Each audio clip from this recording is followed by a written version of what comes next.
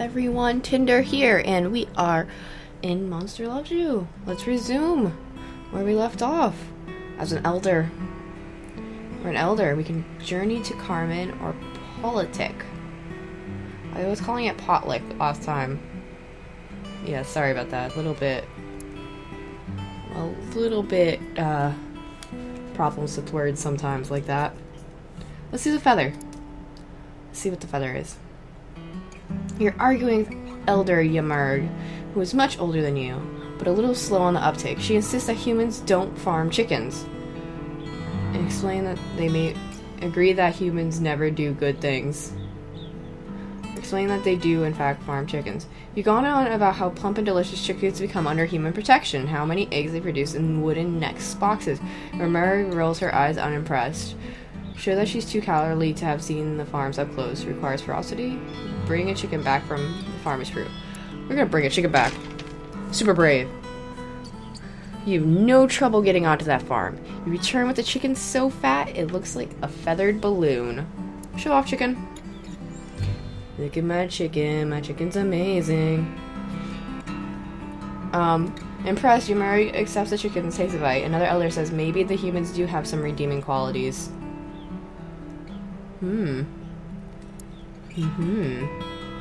Sword. We're doing swordy. We're doing a sword. Spine doctor looks up from her current spine doctor. She's working a human knife free of a younger human's ribs. Humans are dangerous. Watch and listen. Try to change the subject and distract them all. Show them humans are unstoppable. I'll just watch and listen. It says humans, no claws, so they make their own. Awful things. Knife wound. Takes twice as much milkweed to patch up as any jaguar attack. Better steer clear, I say. Show that your claws are as sharp as any knife. Explain that it's not all about fighting. Well, I don't have any honesty, so we're gonna do the ferocious one. 'Cause we're fierce. Fierce, guys. We're fierce. We're fierce, guys. Success. Everyone gasps. The spine doctor says, quite quiet. We have our advantages of our own. The other monsters howl in agreement. Oh yeah. So this is how well human thinks of monsters. Humans will take how humans attack. Humans 20 out of 100. Humans dislike and fear monsters, but you can change this. And this is how well monsters think of humans. When the inevitable conflict comes, it will take out monsters react. 36 out of 100 monsters are ambivalent. Let's deal with this. That one's scary. I don't like that one. Let's deal with the house. Oh, it's Blistery! Oh, I like Blistery.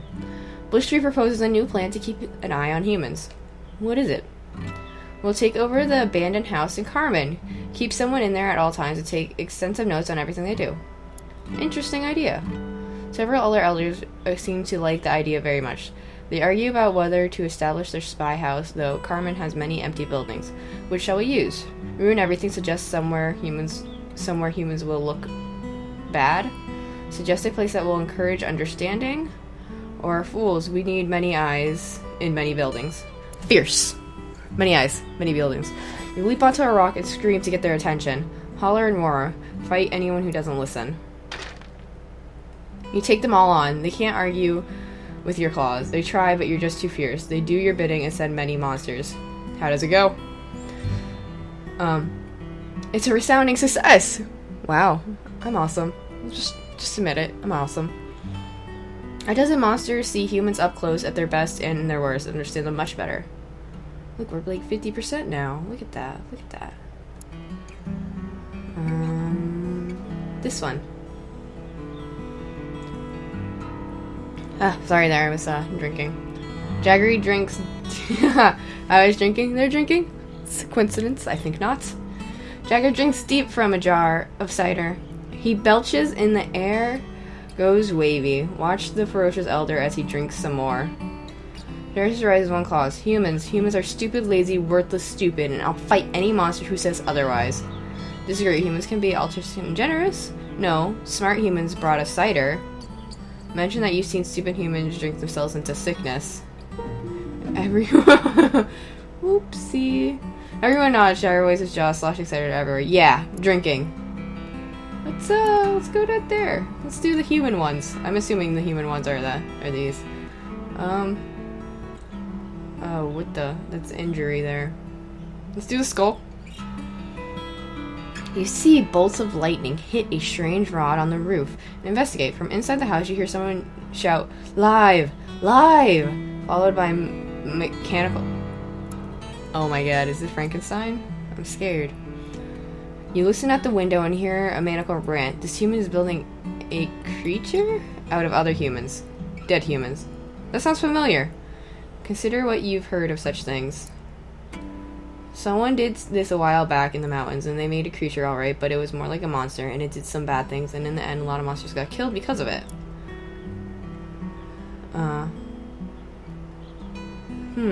Stop it. His plan's bad for the humans who live here, and it'll make things hard on your fellow monsters, most likely. You set your mind into stopping him, but how? Find a way to sabotage this person? Walk in him and stop no matter the danger. Brave. I'm brave. You knock on the door, and the human answers. He brandishes a knife. Go for the creature quickly. You move fast, climbing the creature on the table like you were scaling a mountain.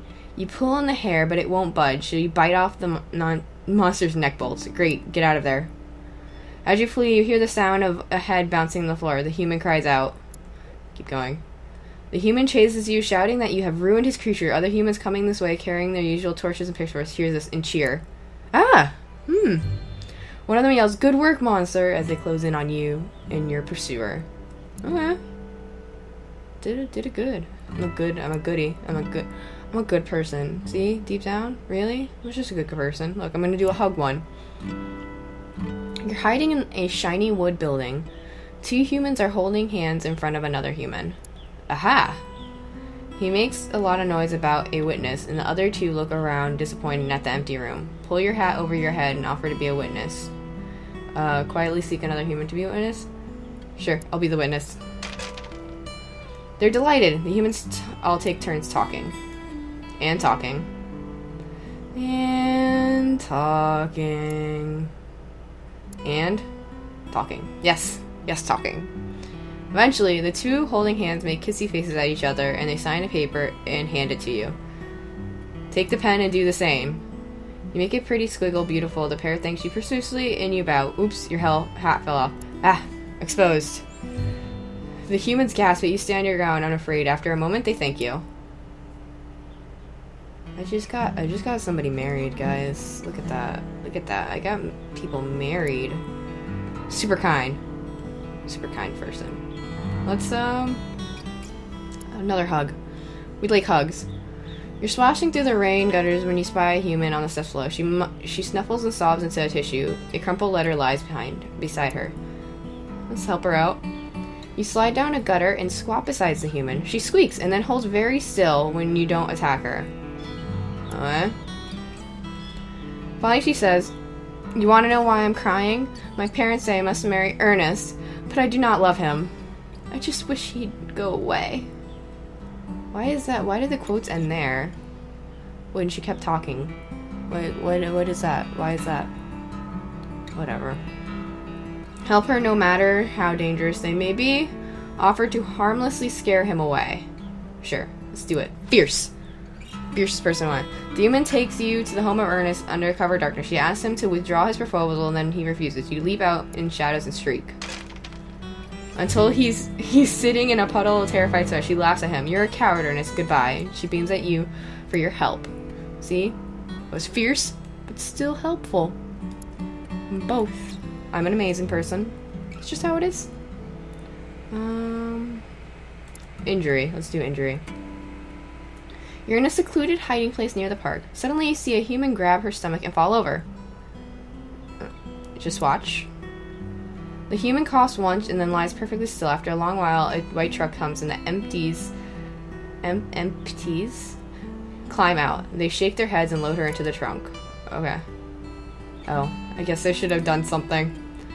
Whoopsies. Okay, let's do this guy. This last one. Then we're gonna do some more monstery ones. An older human and many children sit in rows in a hot, echoing room. The older human drones on while the children look at everything but him. The windows, the clock, even your hiding spot. What's the older human saying? He's telling them about lifeology. You know about that, but judging from his expression, he doesn't seem to find it very interesting himself. Step in and show him how to teach, stir things up, disrupt their doings. I'll show him how it is. You burst into the classroom and everyone stops to stare at you. For one precious moment, nobody does anything. Tell them about the workings of things. Tell them about the attitude behind doctoring. I'm a little bit more kind than I am clever. You're going to tell them that one must know one's heart to work in the hearts of others. The children listen as you go on about compassion and use and healing. Alright, let's see. Oh, I won. Guys, I won. I did it. You explain how kindness is the only real virtue and the origin of all others. By the time the class is over, you're hopeful that some of the children will go on to become doctors. You leave surrounded by thankful humans. Yes. Yes. Amazing. Amazing. Let's deal with this. Sneaky guy. Sneaky, sneaky. You and some other elders are conversing when Virik walked up proudly holding a toaster. Funny. You have a toaster just like that. Wait a minute. That dent is your toaster. Virik crows. Look what I found at the bus stop. We can take whatever we want from humans. Show how a human could just take it back requires ferocity. Claim that monsters and humans both value truth requires honesty. Claim that stealing is what filthy humans do. Show him how fierce. Show him my fierce. Wow, that was a big plus there. 18. Wow. Wow. That's too high of a plus. That's too much. You grab the toaster and whack him with it. He runs off, whimpering. The other monsters agree that simply taking things from humans would be just as violent. Alright, we have 4 days left. No more potlucks. Oh, there they are. Why are they?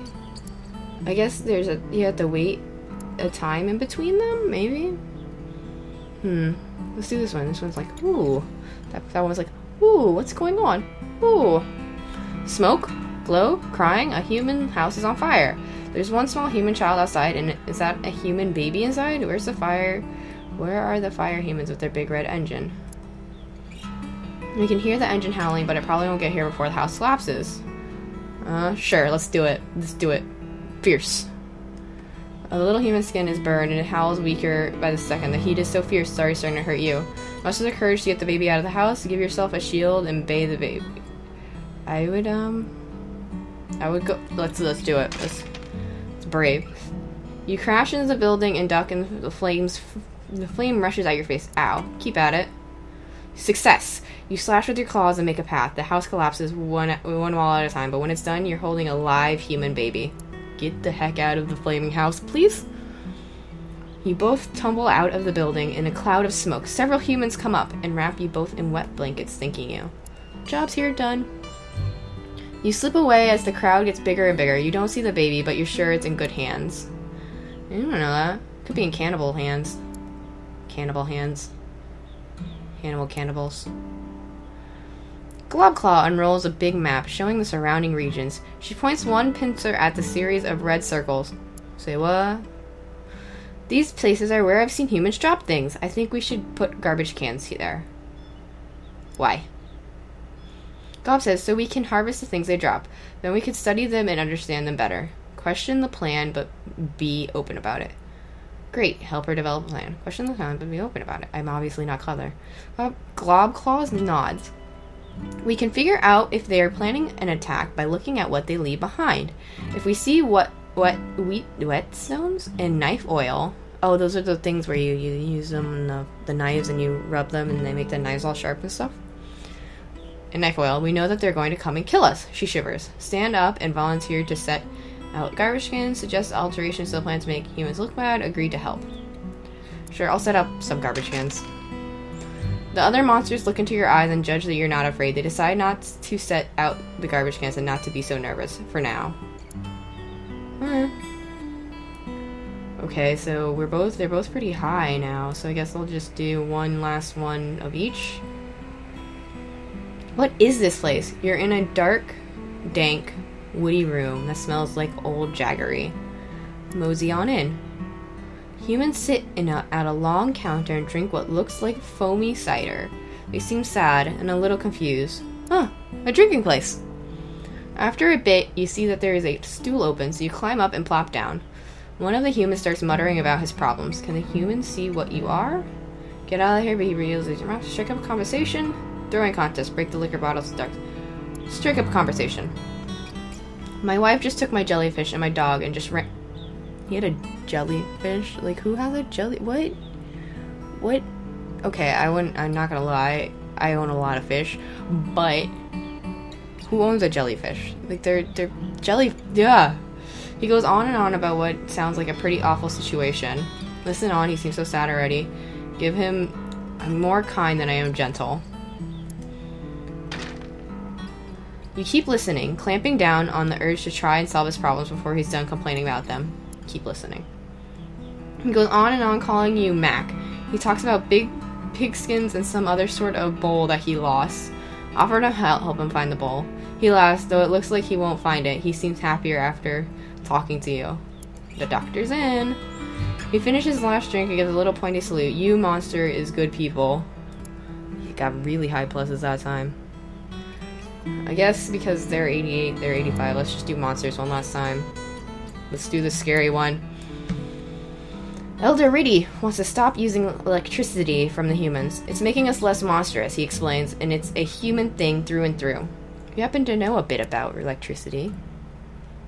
You shuffle forward and raise one claw, clearing your throat. All the elders look. Elder says, ah, you agree with me? No. Describe why electricity is gay? No. Show how violent electricity is? Agree with Riddy and electricity is fierce? No. No. Fierce. Fierce. You leap up and grab overhead an electrical line, ripping it open. Sparked black fluid showers to the ground. You dance in it, surrounded by a halo of weird energies. That'll show 'em. Indeed, the elder backs away slowly from the terrible display. They clap and cheer as you back out. Riddy changes his plan to using electricity as a weapon. Look how happy that little monster is! Look at it! Look at it! It's like monsters love humans. What about you guys? They love monsters too. There's monsters. As you walk through the party, sure, you think you passed, you lived a good life, but one thing you were never able to gain was phenomenal respect among your peers. Who cares? Though monsters have always feared and loathed humans in the past, you work towards improving relations that has paid off. Monsters have come to respect and like them. Well done. Meanwhile, humans who once hated all monster kinds have become to understand that monsters aren't terrible, evil things. Rumor has it that humans think pretty well of you. Shattering your reverie, a terrible commotion erupts. Elders and younger monsters are milling about in a great mob. What is it? Bolts drops from a nearby root. Humans are coming this way. What? Blistry says, that's wonderful, we can talk to them. It's true, relationships have been warming up. Both monsters and humans meet at the well nest. There is a considerable shuffling of feet and paws. Everybody wants to talk, but nobody wants to make the first move. If only some monster were to speak up. Yes, if only. A few of the others elders are looking at you, strangely enough. Slash one of them that thirsts to show them who's welcome the humans as friends. Come on. We love each other. We may be fierce, but really kind. We're really kind inside. Fierce. We'll kill you, but with kindness. So we're gonna be friends. Everyone breathes a sigh of relief as you put your best claw forward. It's the first step to a long journey, a journey on which a monster and a human will cooperate in all things.